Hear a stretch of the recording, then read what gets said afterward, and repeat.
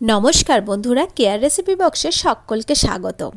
আজ আমি শেয়ার করতে চলেছি দুর্দান্ত স্বাদের বিচে কলার ছেচকি বা তরকারি। চলুন বন্ধুরা দেখে নেওয়া যাক। এখানে আমি নিয়ে নিয়েছি বিচে কলা, দুটো আলু আর বেগুন। এই তরকারিটা সম্পূর্ণভাবে নিরামিষভাবেই তৈরি করব। আর এখানে বেগুন এতটা লাগবে না, আমি হাফ ব্যবহার করব। আর বিচে কলা আর দুটো আলু। চলো এগুলো আগে খুব ভালো করে কেটে নিই। এই দেখো বন্ধুরা, খুব সুন্দর করে আমি কেটে নিয়েছি বিচে কলা, বেগুন আর আলু। এরপর একটা কড়াই বসিয়ে দিয়েছি, তার মধ্যে জলটা দিয়ে গরম করে নিয়েছি। তারপর তার মধ্যে দিয়ে দিলাম হলুদ আর লবণ। তারপর তাতে দিয়ে দেব বিচে কলা আর আলুগুলো। কলা আর আলু আমি চাপা দিয়ে খুব ভালো করে সেদ্ধ করে নেব। এক্ষেত্রে যদি চান তো কলার দানাগুলো এখানে ছাড়িয়ে নিতে পারেন, তবে আমি কলার দানা সমেতই তরকারিটা করব। আর আমার আলু এবং কলা সেদ্ধ হয়ে গেছে, ওগুলো ঢেলে রেখে দিলাম। এরপর কড়াইয়ের মধ্যে দিয়ে দিলাম সর্ষের তেল। তেলটা গরম হয়ে গেলে সেখানে দিয়ে দিলাম কালো জিরে, তেজপাতা আর শুকনো লঙ্কা। এরপর এটা নেড়ে ছেড়ে খুব ভালো করে ভাজা ভাজা করে নেব। কালো জিরে এবং শুকনো লঙ্কা, তেজপাতা থেকে যখন খুব ভালো একটা ভাজা ভাজা গন্ধ আসবে, তখন তার মধ্যে দিয়ে দেব আদা আর জিরে বাটা। আদা জিরে বাটাটাও আমি খুব অল্প করেই একটু নেড়ে নেব। তারপর তার মধ্যে দিয়ে দেব বেগুন।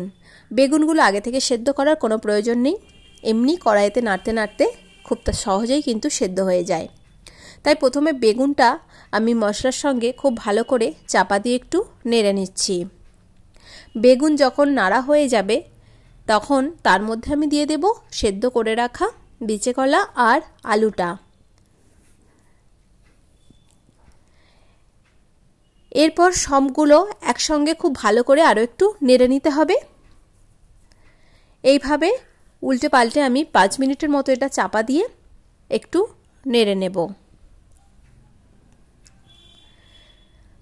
যখন নাড়া হয়ে যাবে সমস্ত সবজিগুলো, তখন তার মধ্যে আমি দিয়ে দেব একটু হলুদ গুঁড়ো, আর দেব পরিমাণ মতো লবণ, আর দিয়ে দেব লঙ্কা গুঁড়ো। এরপর একটু নেড়ে চেড়ে এর মধ্যে দিয়ে দেব জল। খুব বেশি জল প্রয়োজন লাগবে না, আমি অল্প করেই জল দেব, যেহেতু কলা এবং আলুটা আগে থেকে সেদ্ধ হয়ে আছে। এরপর জল দিয়ে খুব ভালো করে নেড়ে নিলাম, আর এটা চাপা দিয়ে এরপর একটু সেদ্ধ করে নেব। একদম কিন্তু জলটা শুকনো হয়ে এসেছে আর মাখো মাখো হয়ে গেছে। এই পর্যায়ে আমি একটু খুন্তির সাহায্যে একটু সবজিগুলো একটু ঘেটে দিচ্ছি। এরপর এর মধ্যে দিয়ে দেব সামান্য একটু চিনি। একটু চিনি দিলে এটা খেতে বেশ ভালো লাগে। তারপর সবশেষে দিয়ে দেব ঘি। এখানে হাফ চামচের মতো ঘি দিচ্ছি। ঘি দিয়ে গ্যাসের ফ্লেমটা অফ করে দিয়েছি, আর এরপর একটু নেড়ে চেড়ে এটা আমি ঢেলে নেব। দেখতেই পেলেন বন্ধুরা, কত সহজে তৈরি হয়ে গেল বিচে কলার ছেচকি। এটা অসাধারণ খেতে, আর গরম ভাতে নিরামিষ দিনে কিন্তু এই রেসিপিটা দারুণভাবে যায়। আশা করছি সকল বন্ধুর কাছে ভিডিওটি খুব ভালো লেগেছে। সকলে খুব ভালো থাকবেন, সুস্থ থাকবেন, আর নতুন বন্ধুদের চ্যানেলটি সাবস্ক্রাইব করে পাশে থাকার অনুরোধ রইল।